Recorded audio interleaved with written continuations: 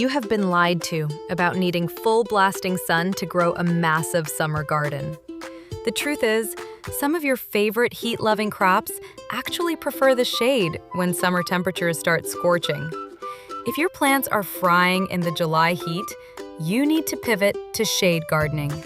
It sounds crazy, but tucking certain veggies into the cooler, shady corners of your yard is the ultimate cheat code for a massive harvest.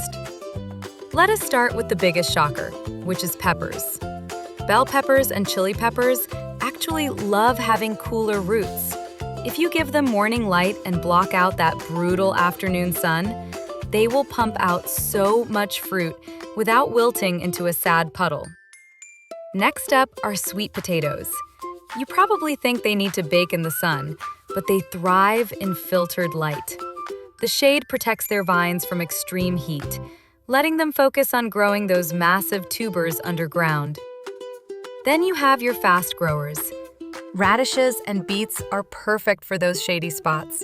Radishes literally sprout in 5 days, and the shade keeps them crunchy instead of turning them woody and bitter.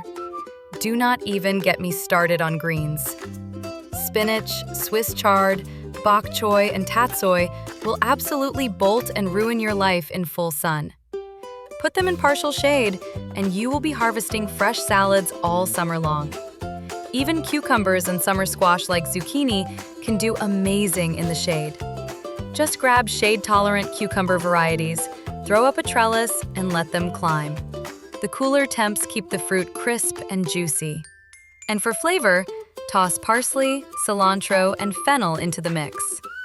Cilantro is notorious for dying in the heat, but keeping it shaded stops it from bolting so fast.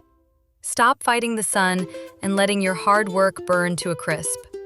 Use those dark, forgotten corners of your yard to grow a massive food supply, and you will be pulling fresh veggies long after everyone else's gardens have fried.